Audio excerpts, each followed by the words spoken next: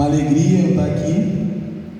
Como o pastor mesmo mencionou, agradecer a Deus pelo convite, agradecer o pastor Tiago, o Rogério que nos aproximou aí, eu e o pastor. Como o pastor mesmo mencionou, não somos em grande número de pessoas, mas assim, há algum tempo eu já tenho desencanado, assim, eu não tenho me preocupado muito com isso. O importante é que eu estou aqui. E eu espero que vocês pensem da mesma forma. O importante é que vocês estão aqui. O importante é que a gente veio. O importante é que ao ser convidado pelo Senhor, a gente disse sim para Ele. E isso é importante. Eu estava chegando aqui, eu li ali lugar de restauração e eu vou contar um pouco do meu testemunho para vocês. E foi exatamente isso que Jesus fez na minha vida e na minha família. Meu nome é Diogo, como eu já fui apresentado, eu tenho 45 anos. Minha esposa Janaína está aqui também. Nós temos 2 filhos. O Vitor, que não pôde vir, que também tem um outro compromisso, tem 20 anos, e a Estherzinha, que foi para a escolinha, que tem 3 anos. Uma diferença grande de idade de um filho para o outro, 17 anos.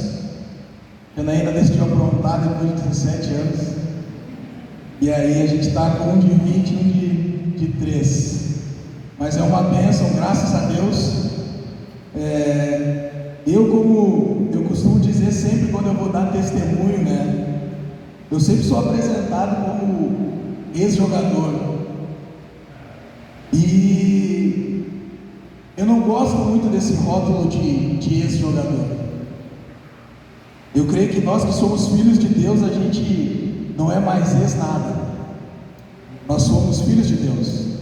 Em 2 Coríntios 5,17 vai dizer: aquele que está em Cristo é nova criatura, as coisas velhas passaram, eis que tudo se fez novo.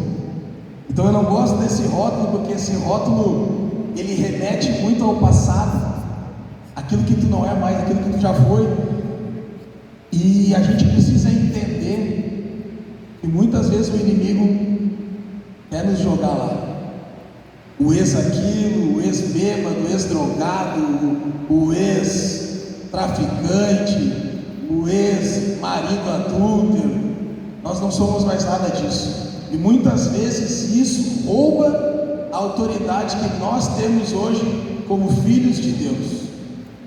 A gente tem no futebol eu costumo falar sempre em cultos de homens, que o pessoal que é do futebol vai entender isso. O quanto o ex ele é do mundo, que os jogadores de futebol, quando faz gol contra os clubes que eles jogaram, eles não comemoram. Eles não honram o presente deles e honram o passado. Então nós como igreja a gente tem que mudar esse quadro e honrar o nosso presente. Honrar o nosso presente em vez de honrar o nosso passado. E glória a Deus porque eu estou aqui. Eu adoro dar testemunho. Testemunho para mim me remete assim da onde Deus me tirou. E eu preciso ter isso muito bem guardado no meu coração, para que eu tenha sempre gratidão. Tenha sempre gratidão no meu coração. Então, em Lucas 7,47 vai falar sobre a mulher que lavou os pés do Senhor com as suas lágrimas e secou com seus cabelos. E ali Jesus falou: muitos perdoados são os seus pecados, porque muito amou. E a gente precisa entender o quanto nós fomos perdoados e amados pelo Senhor, para a gente amar Ele como a gente deve. E o testemunho me leva sempre a esse lugar, de entender o quanto Jesus me amou, o quanto Ele me ama, e eu ser grato a Ele por isso. Sempre que as pessoas me convidam para ir em lugares assim, e eu dou muito testemunho em grupo de homens, eu percebo que a galera está sempre esperando algo relacionado ao futebol. Eu vou falar alguma coisa, talvez de bastidor de futebol, alguma história legal de futebol, mas Mas eu costumo dizer para as pessoas que é óbvio, eu vou contar um pouco da minha história. A minha história passa pelo futebol, mas o que comunica mesmo com a igreja é o Diogo por detrás do jogador de futebol. E sempre foi filho, depois se tornou um marido, depois se tornou pai, sofreu, fez sofrer. E eu acho que essa história por detrás do personagem conversa mais com vocês. E por isso que eu peço para vocês que não sejam somente ouvintes, como diz a palavra de Deus, mas que vocês interajam com a palavra, porque eu tenho certeza que a minha história, ela vai comunicar com vocês. E se Deus trouxe vocês até aqui, é porque Deus tem algo para falar para cada um de vocês através desse testemunho. Eu vou contar rapidamente um pouco da minha história, né? Eu sou nascido e criado em Porto Alegre, num bairro de periferia, bairro chamado bairro Sarandi, um bairro muito simples, muito pobre. Eu fui criado numa comunidade. O bairro Sarandi é um bairro que tem um índice de violência muito grande. É um bairro que tem muitas gangues, muito tráfico. Eu me criei nesse ambiente. Desde muito cedo, eu joguei futebol nas escolinhas do bairro, nos projetos sociais do bairro.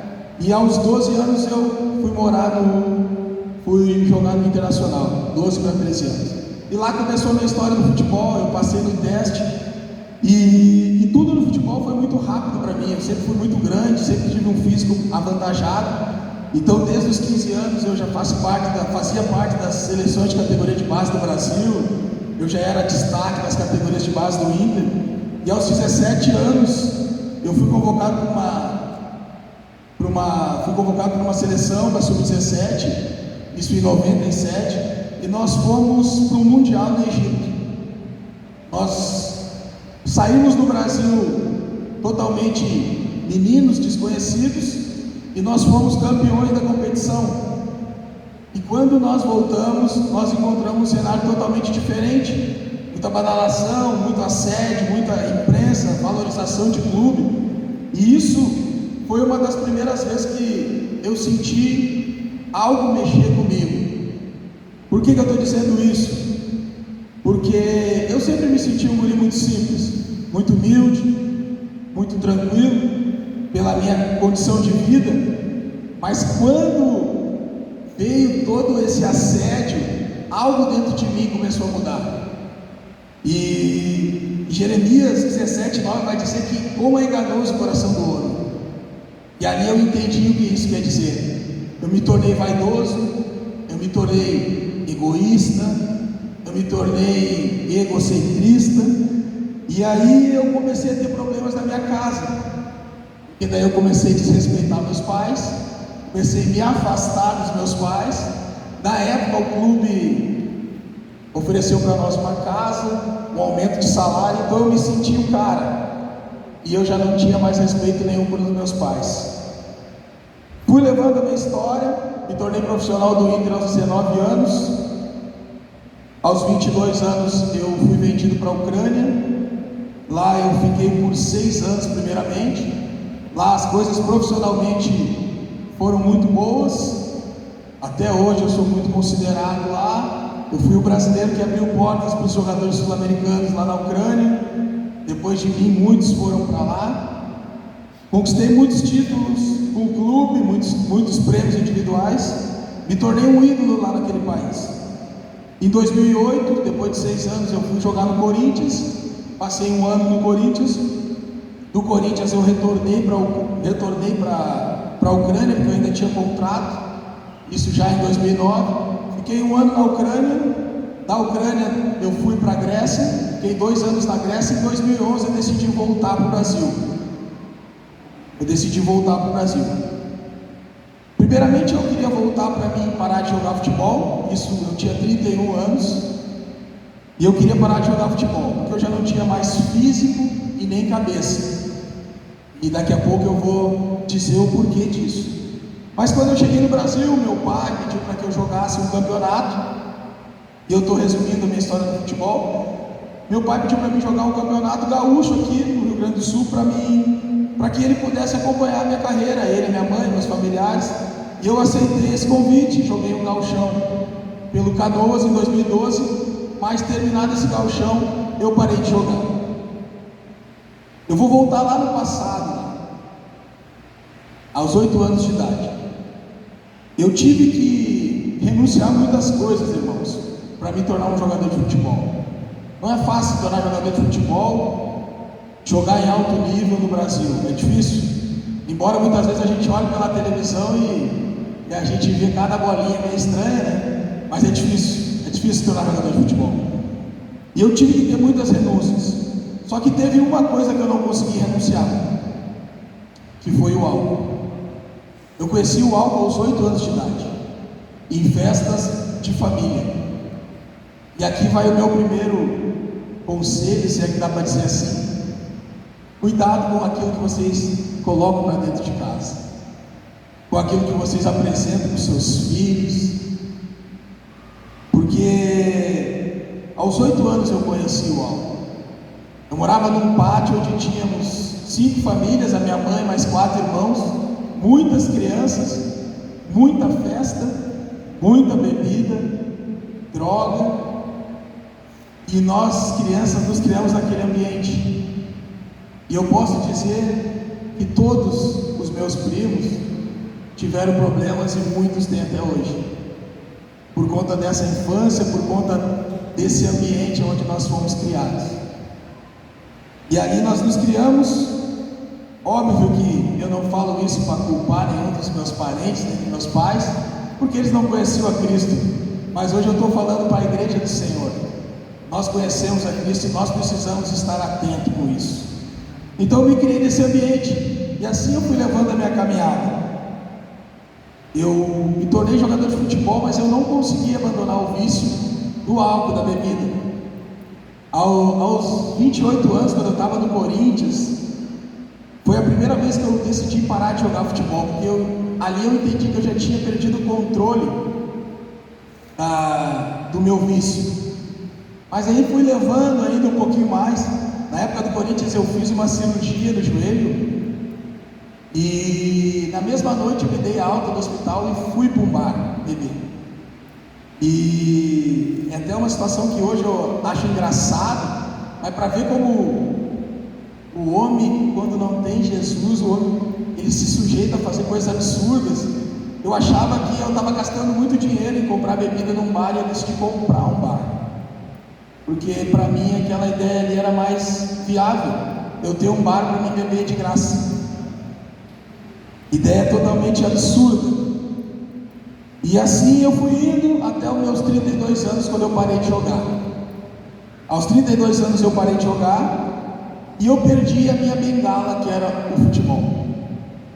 O futebol era a bengala que eu ainda conseguia enganar que estava tudo certo. Porque as pessoas, quando te vê ali jogando, quando te vê na televisão, quando te vê com dinheiro, as pessoas acreditam que está tudo certo na tua vida. E na verdade, a nossa vida, a nossa casa estava totalmente destruída. Desde os 17 anos eu e a Janaína estamos juntos. Então a Janaína conviveu comigo durante toda essa caminhada louca aí. E em 2005 a gente teve o nosso primeiro filho. O meu filho também passou quase 10 anos de idade também convivendo com um pai negligente, bêbado. E em 2012 eu perdi essa bengala, e eu entro em depressão. Foram 2 anos vivendo em depressão, de 2012 a 2014, onde eu me joguei totalmente no vício do álcool. Eu bebia praticamente todos os dias. Nós tínhamos uma casa grande na época, um apartamento. Eu e a Janaína morávamos juntos, mas já dormíamos em quartos separados. Praticamente a gente dividia a casa. A Janaína ficou com a metade da casa, eu fiquei com a outra metade. A Janaína assumia todas as tarefas de casa, trabalhava, levava filho para a escola, voltava, fazia comida, e eu estava naquela depressão e naquele vício. Pensei algumas vezes em me suicidar, cheguei a botar lençol no pescoço, mas graças a Deus, embora eu seja um grandão assim, eu sempre fui muito cagão. Graças a Deus eu não me matei. Graças a Deus hoje eu estou aqui. E em 2014 eu fui para uma noitada, e quando eu voltei, eu cheguei em casa e a gente teve uma briga muito séria, isso em junho de 2014. Depois de viver 2 anos nesse inferno, sofrendo muito, fazendo a minha família sofrer demais, sem muito relacionamento com meus pais, eu volto dessa noitada e a gente briga muito feio. E no dia seguinte eu acordo e a Janaína tinha ido embora de casa, ela e o meu filho. Só que durante todo esse período eu sempre acreditei que eu conseguia dar uma volta na Janaína e fazer ela voltar e acreditar que eu ia mudar, mas naquele momento ali eu entendi que ela não estava blefando, que ela estava disposta a realmente se separar de mim, porque provavelmente ela não aguentava mais. Eu acordei com o interfone do meu apartamento tocando, e eram os meus pais. E ali eu entendi que a Janaína não estava blefando, porque durante todo esse período a Janaína, ela me respeitou muito mais do que eu a respeitei. Ela preservou a minha imagem muito mais do que eu preservei. E quando ela externou aquela situação para os meus pais, eu entendi que ela não aguentava mais aquela situação. Eu abro a porta e eu dou de cara com meu pai. E eu me lembro até hoje, talvez para algumas pessoas é algo sem sentido, mas eu me lembro até hoje a cara do meu pai, da minha mãe, meu pai chorando, falando para mim: neguinho, o que tu está fazendo com a tua vida? O que tu está fazendo com a tua família?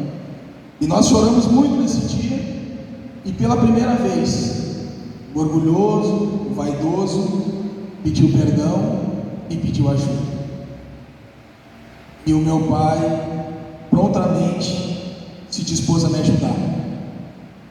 E ali eu entendo também o quanto a palavra de um pai tem poder. A Bíblia vai dizer, que a língua ela serve para abençoar e para amaldiçoar. E o quanto a palavra de um pai tem poder na vida do filho. Não só de um pai, de uma mãe. Então a gente precisa ter cuidado também com isso, de como nós estamos usando a língua para comunicar com os nossos filhos. E ali o meu pai decidiu me ajudar.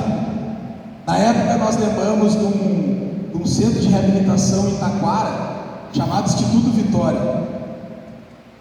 Isso era em 2014.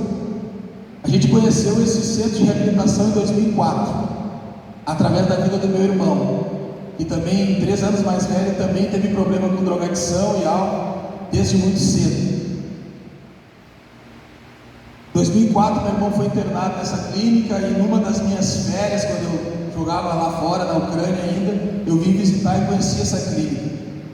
Na época era um sítiozinho em Parobé, e durante 4 anos eu fui o principal mantenedor dessa clínica.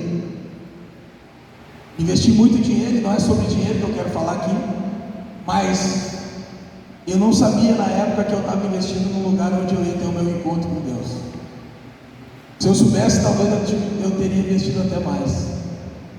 Então em 2014 nós lembramos desse lugar e ligamos para o administrador. E foi engraçado que na hora que ele recebeu a ligação do meu pai, ele imaginou que o meu irmão tinha tido uma recaída depois de 10 anos.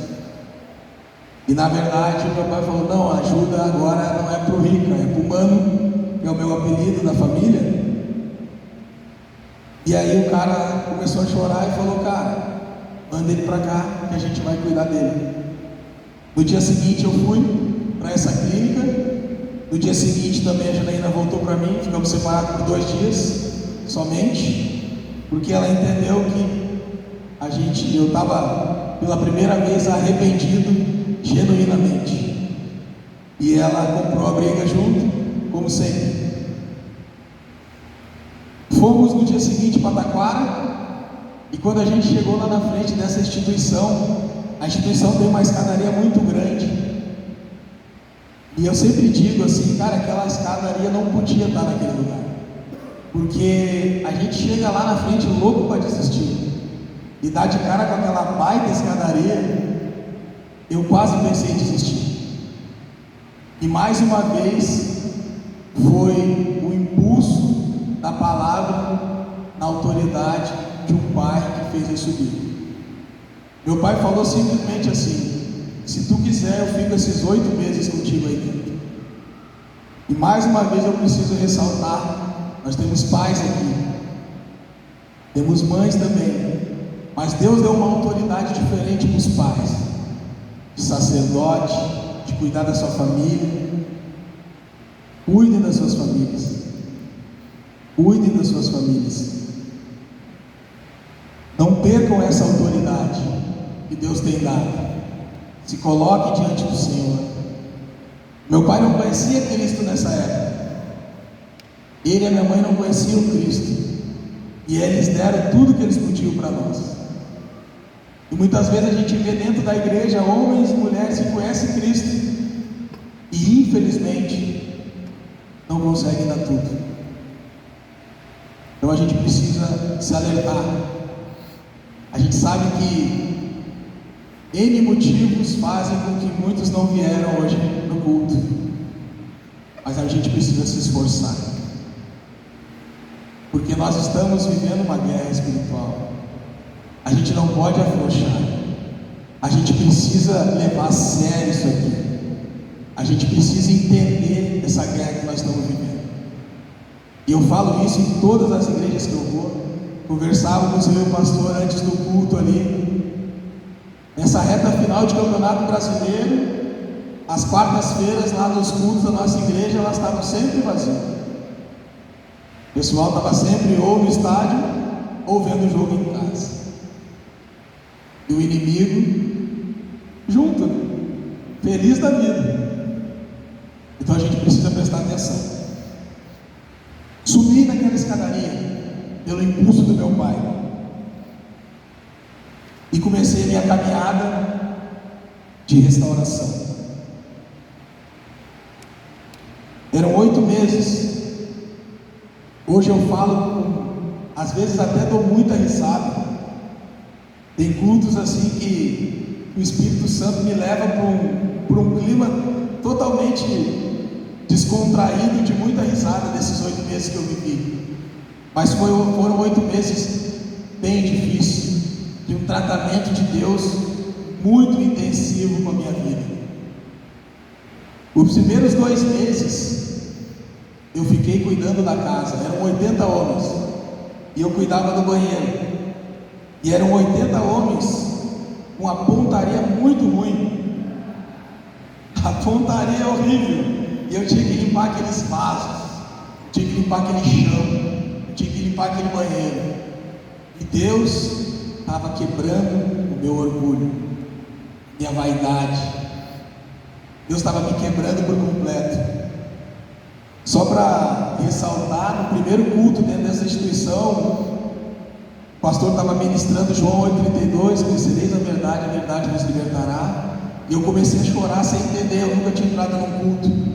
Já tinha escutado a palavra de Deus de maneira superficial, já tinha ido em alguns encontros caseiros, mas nunca tinha ido numa igreja. E Deus falou comigo, eu comecei a chorar. Senhor, me mostra a verdade, me mostra a verdade. Eu comecei a chorar sem entender, e o Espírito Santo falou no meu ouvido: eu vou te mostrar a verdade durante cada dia desse tratamento. Então foram 8 meses, esses primeiros 2 meses dentro da casa, cuidando do banheiro, e Deus ali foi quebrando o orgulho. Os 2 meses seguintes, eu fui para a cozinha, acordava 4 horas da manhã, fazia comida o dia inteiro, saía da cozinha 11 horas da noite. Ali Deus mostrou para mim que durante um bom tempo da minha vida, principalmente quando eu me tornei jogador de futebol, eu aprendi muito a ser servido. E aquilo ali me enchia de orgulho e vaidade. E Deus estava me ensinando a servir. Estava me ensinando como servir as pessoas, sem discriminação, sem nada. E até porque ali a gente tinha moradores de rua, ex-moradores de rua, detentos que estavam cumprindo ordens judiciais, a gente tinha drogados de diversas condições ali junto. E o engraçado é que era bem interessante servir naquela cozinha, porque a gente lidava ali com homens que muitas vezes comiam, no auge da sua drogadição, comida do lixo. Mas quando a gente queimava um pouquinho o arroz ali, era terrível. Eles queriam bater na gente. Quando a gente dava um pedaço de carne menor para um, maior para outro, era terrível. Então era uma tensão aquela cozinha. Não foi fácil trabalhar naquela cozinha. Os caras brigavam por causa do tamanho de pedaço de pão, por causa da quantidade de um copo de suco. Então foi tenso o negócio. E assim é a igreja, né, pastor? Precisa servir, né? Às vezes tem uns irmãozinhos mais difíceis que os outros, mas a gente precisa servir. Assim é a igreja. E a gente precisa servir sem discriminação, porque Deus não faz acepção de ninguém. O Senhor não faz acepção de ninguém. O Senhor Jesus morreu na cruz por todos, e a gente precisa ter esse coração para servir. Eu costumo dizer para as pessoas assim e por isso que eu dou muita risada, que a gente precisa valorizar mais os desertos da nossa vida. A gente precisa entender que é ruim é o Egito. O deserto, ele é bom. O deserto é onde Deus mais se comunica com a gente, se a gente estiver atento. No deserto não falta a provisão do necessário. No deserto não falta a presença de Deus. E foi isso que eu senti nesses 8 meses. Eu aprendi a viver no deserto. Eu aprendi a não murmurar. A gente tem uma história da Bíblia que todo mundo conhece, do povo que no deserto murmurou, e numa travessia que podia durar poucos dias, durou 40 anos. Então a gente precisa entender o deserto. Muitas vezes a gente está vivendo em círculos, porque a gente não aprendeu a viver o deserto. O deserto, ele faz parte. A gente não sai do Egito direto para a terra prometida. A gente vai passar pelo deserto. E o tempo que a gente vai demorar ali vai depender muito de como a gente vai encarar o deserto. Lá dentro da instituição eu aprendi muito isso.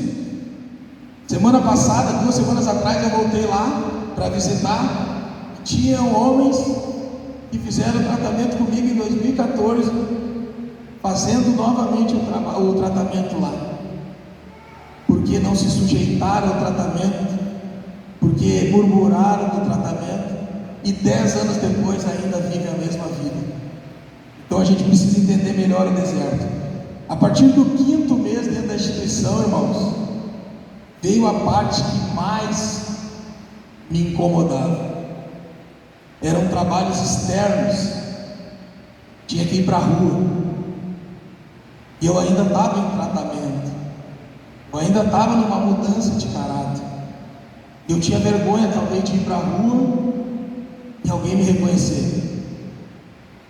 Eu não fui um jogador tão conhecido assim, mas na rua, quando o cara está mal, sempre tem alguém para conhecer a gente. E aí eu fui para a rua para fazer um trabalho de capinar lá uma rua. Eu não sabia nada, não sabia mexer em nada. Eu já era meia boca com os pés, pastor, com as mãos então. Eu não sabia fazer nada. Eu tirava os riscos da rua lá com as mãos, não conseguia usar a enxada, os negócios lá. Mas era benção. E no primeiro dia que eu fui, eu escuto uma gritaria do outro lado da rua, lá, um cara gritando, Rincon, Rincon, Rincon. Eu falei, pá, me achou aqui. Parece aquele cara da escolinha, né? Deixa eu quietinho no meu cantinho aqui. Mas o cara me achou.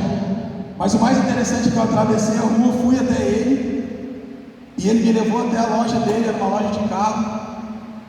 E na loja dele tinha um pôster de 2002. O único título que eu ganhei no Inter, que foi o Gauchão de 2002. Lembrando que em 2014 o Inter já era campeão de tudo. Em 2002 ele tinha esse pôster de 2002. E era o único pôster que ele tinha. Não tinha pôster da Libertadores, não tinha pôster do Mundial. O que eu entendi ali? O cuidado de Deus.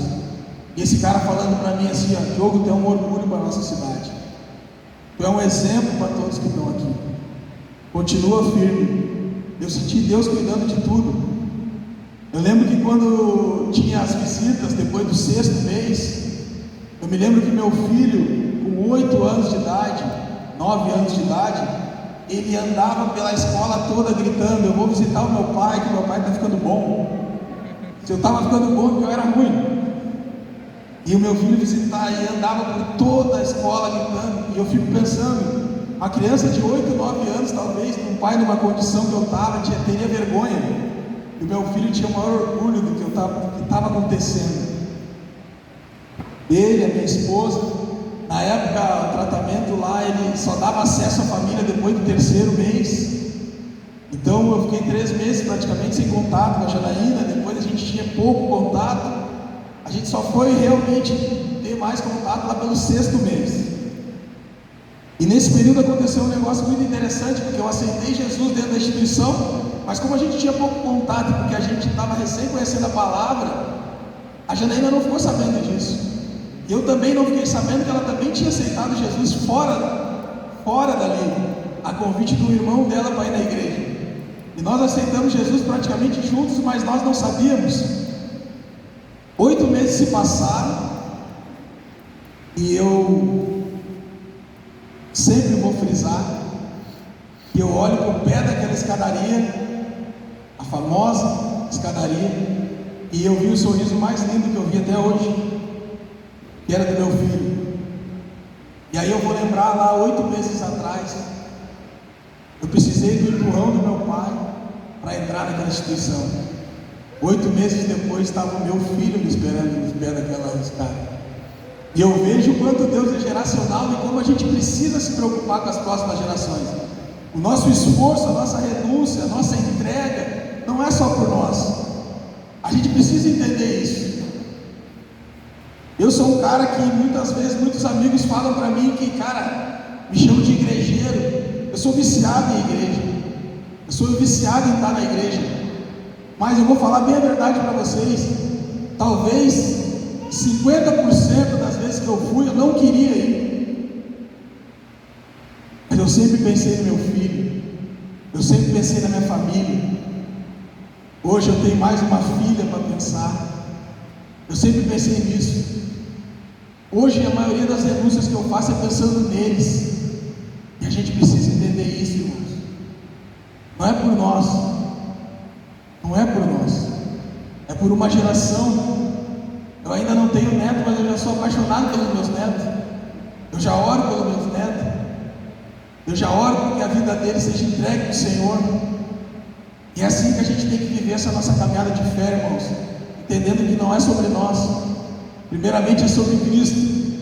E é sobre a nossa descendência. 8 meses se passaram, eu vi esse sorriso lindo. E eu entro no carro. E a minha esposa me bota o dedo na minha cara. Eu estava contigo durante esse processo, mas eu só volto contigo se tu aceitar Jesus. E como eu tinha explicado, irmãos, ela não sabia que eu já tinha aceitado Jesus dentro da instituição. E talvez foi a escolha mais fácil da minha vida, foi aceitar Jesus. E a gente começou a nossa caminhada de fé. A gente começou a nossa caminhada de fé. A gente começou a viver para Cristo. A gente entregou a nossa vida verdadeiramente para Cristo.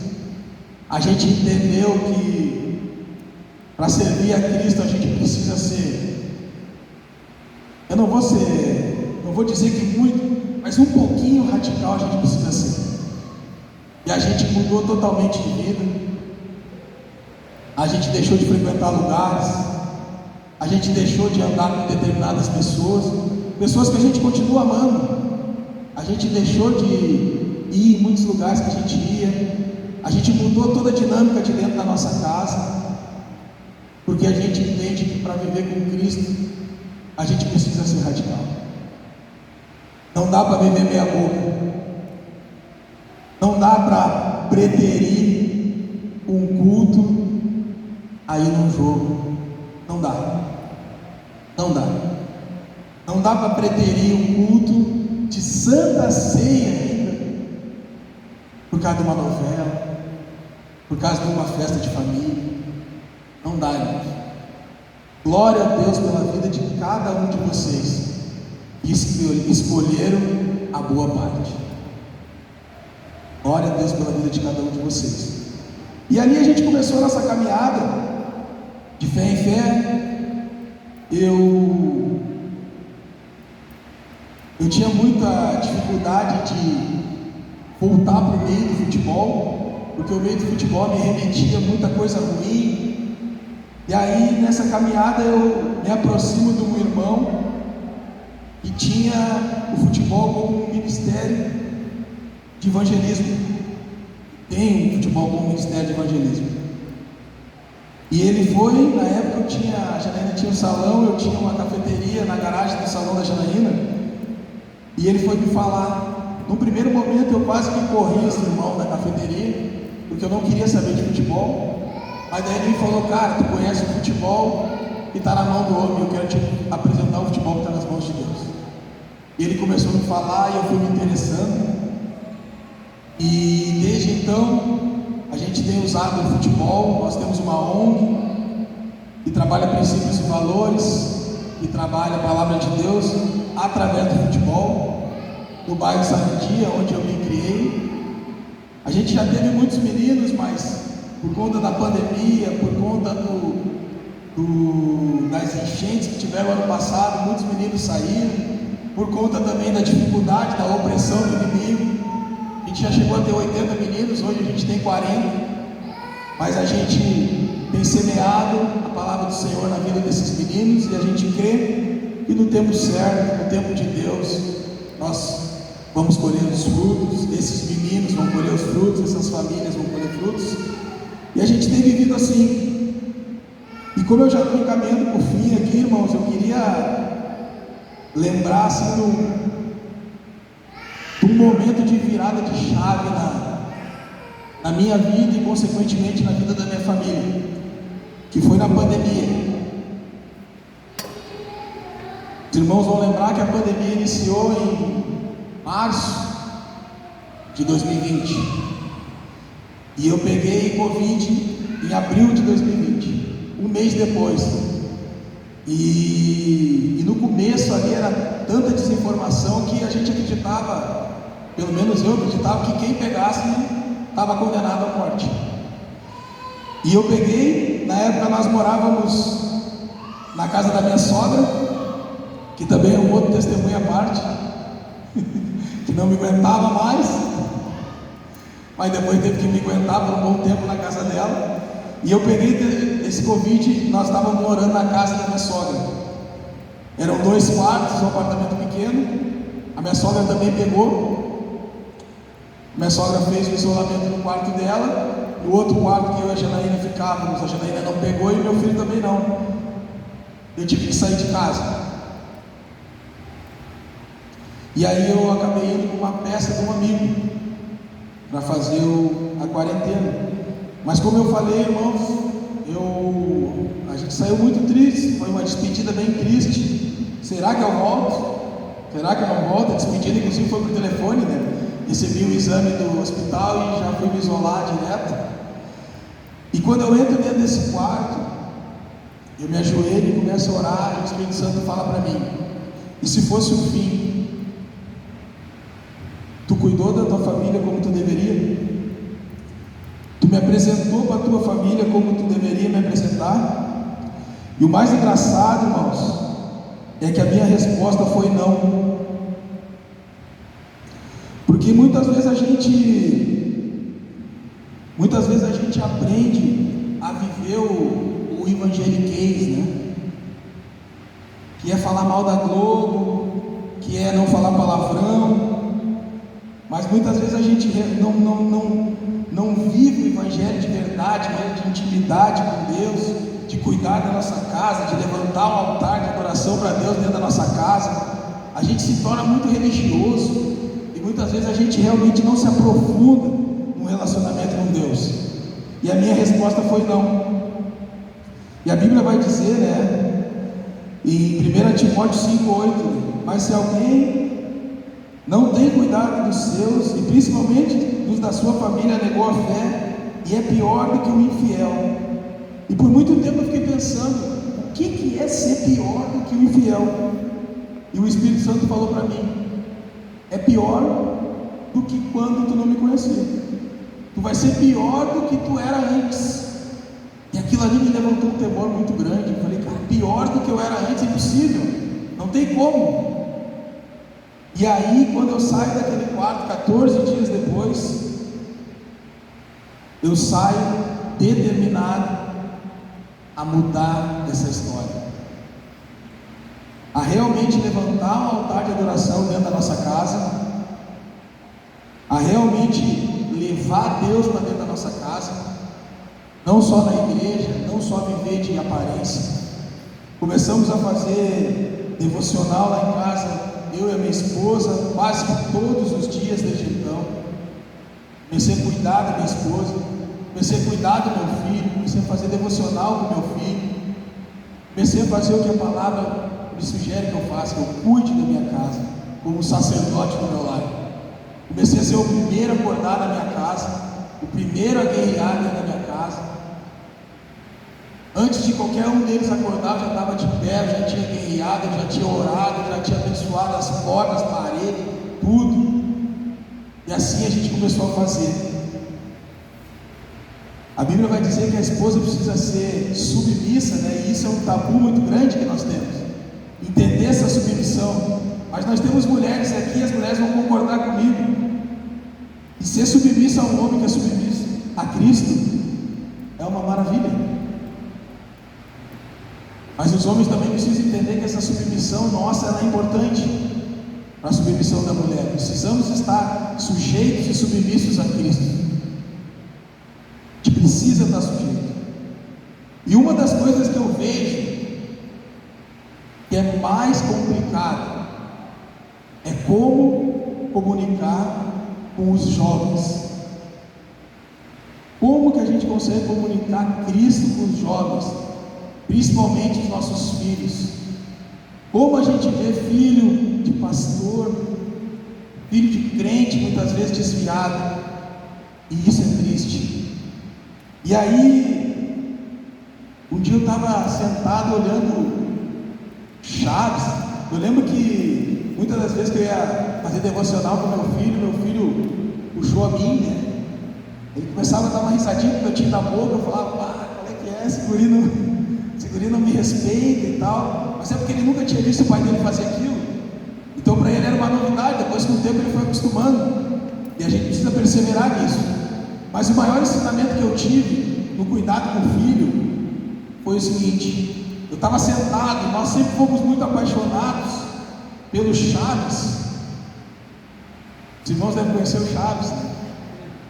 Creio até que tem alguns irmãos apaixonados também, porque é da nossa geração aí, né? E aí naquela hora o Espírito Santo falou comigo. Eu me lembro que o meu pai via muito Chaves. Direto meu pai via Chaves. E aí eu comecei a sentar do lado do meu pai, e eu me apaixonei pelo Chaves também, sem meu pai falar nada, sem meu pai abrir a boca para falar para nós gostar do Chaves.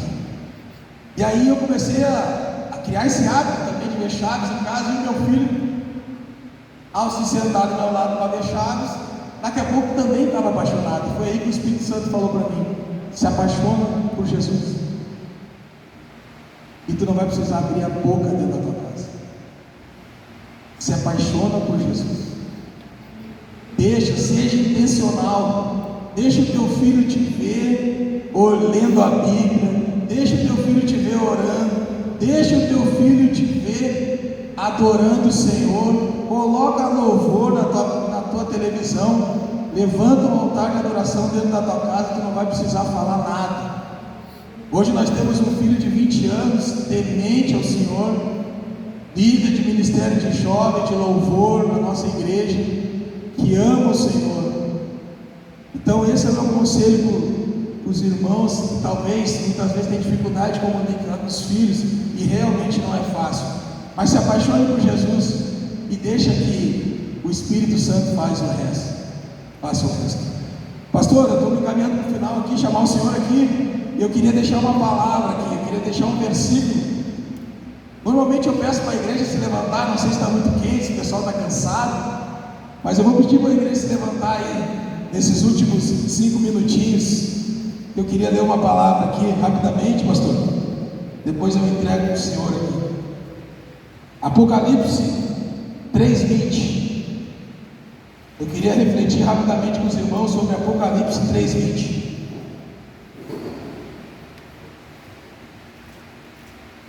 Eis que estou à porta e bato. Se alguém ouvir a minha voz e abrir a porta, entrarei em sua casa e com ele cearei e ele comigo. Irmãos, primeira coisa que esse versículo fala comigo: se o Senhor está batendo, é porque Ele está do lado de fora. Se tem alguém aqui, irmãos, eu creio que tem, alguém que tem deixado o Senhor do lado de fora, e o Senhor tem batido na porta, a minha oração é para que você abra e deixe Ele entrar. Porque se Ele está batendo, irmãos, Ele tem um motivo para estar batendo. É porque Ele sabe que talvez tenha alguma coisa lá dentro que não está legal, e que Ele pode ajeitar, e Ele pode resolver. E se talvez todos aqui já abriram a porta para o Senhor entrar, eu queria falar 3 coisas. Porque muitas vezes a gente pode ter aberto a porta para o Senhor entrar, mas só que tem 3 maneiras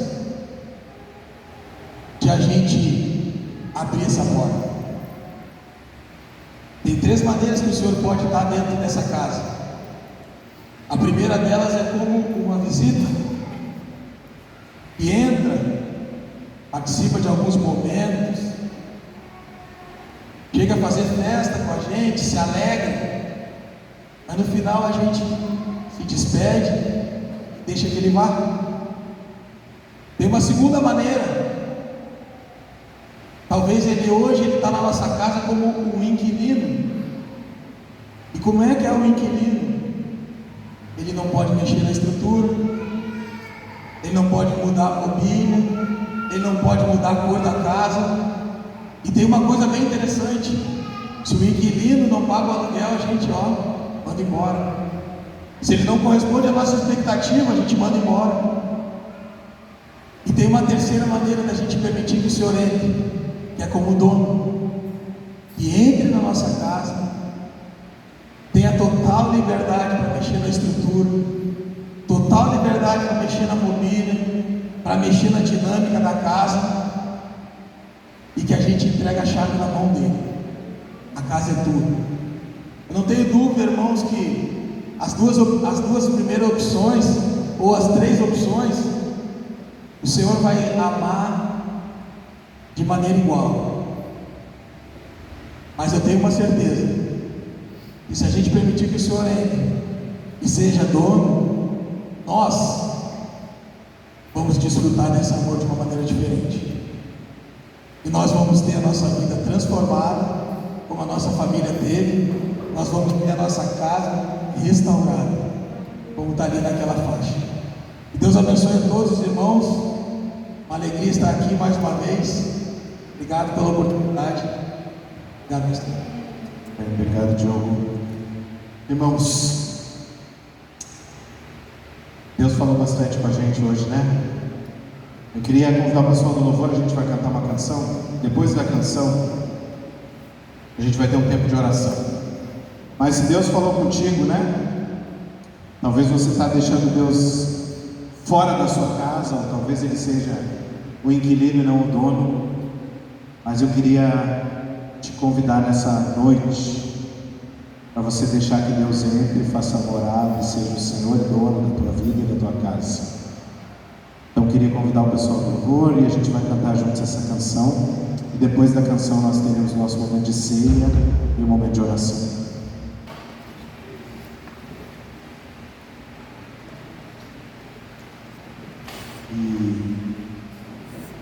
gente tem ali, nesse capítulo da Bíblia,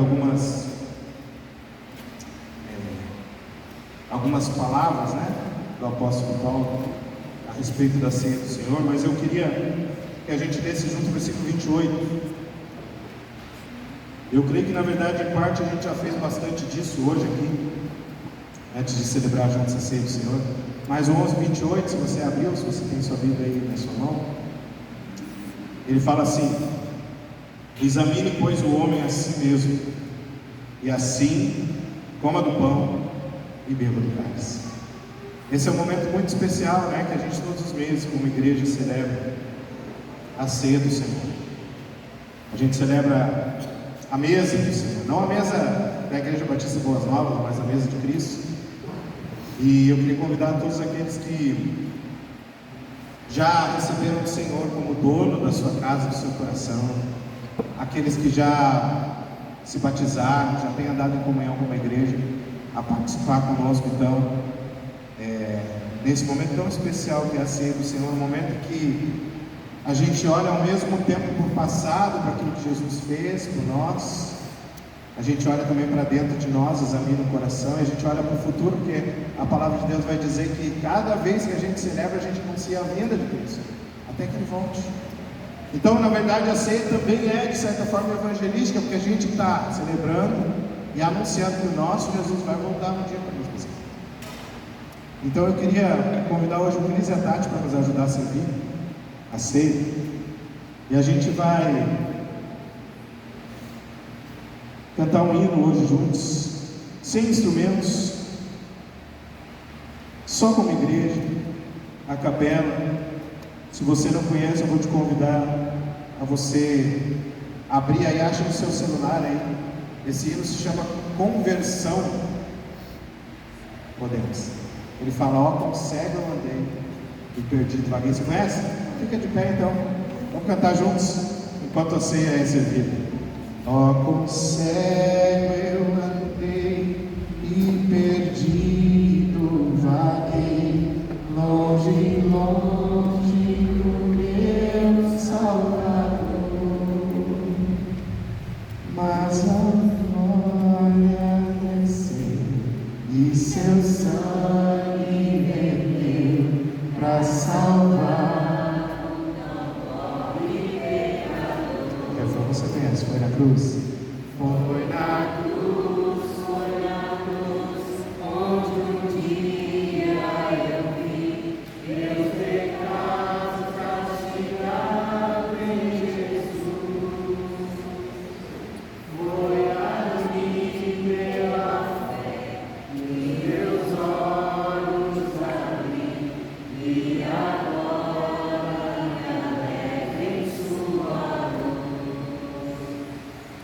Eu ouvia falar dessa graça sem par, e do céu trouxe o nosso Jesus, mas eu surdo me fiz, converter-me não quis ao Senhor que por mim morreu na cruz.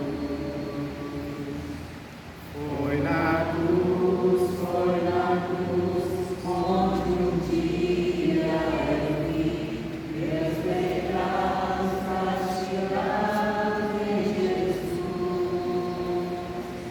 Foi ali pela fé que meus olhos abri, e agora me abençoaram. Bem, querido, se você ainda está se fazendo de surdo, se você ainda não entregou sua vida para Jesus, faça isso. Entregue seu caminho ao Senhor, confia nele, e o mais Ele fará.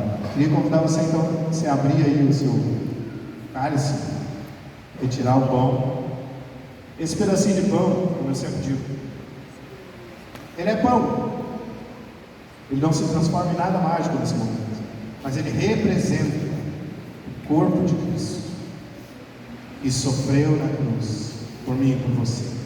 E quando a gente participa desse momento, a gente se lembra então com gratidão daquilo que Jesus fez por nós. Queria convidar então você para juntos a gente comer do pão e lembrar disso.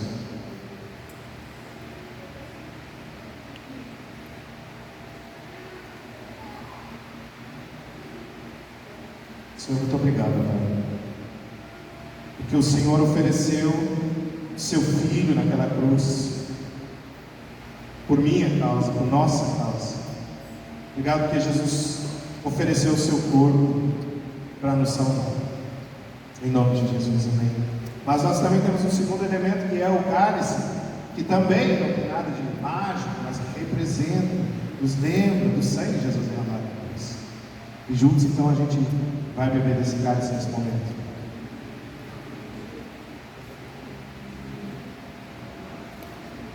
Senhor, nós somos imensamente gratos, que o nosso coração nunca venha se esquecer daquilo que o Senhor fez por nós, Pai. Nos ajuda, Pai, a sermos cada dia gratos, agradecidos, que a gente possa reconhecer na nossa vida todo o efeito, Pai, que o Teu sangue causa em nós, toda a mudança que o Senhor fez na nossa vida, Pai, todo o milagre que o Senhor fez em nós, tudo aquilo que o Senhor tem feito um dia de cada vez. Muito obrigado, porque o Senhor nos amou primeiro, e esse cálice representa, Pai, o sangue que o Senhor derramou por nós, quando nós ainda éramos pecadores. Muito obrigado. Mas se há alguém aqui hoje nessa noite, que ainda não entregou a vida ao Senhor, que o Senhor possa tocar no coração, e que haja salvação, libertação, cura e restauração aqui nesse lugar, em nome de Jesus. Amém.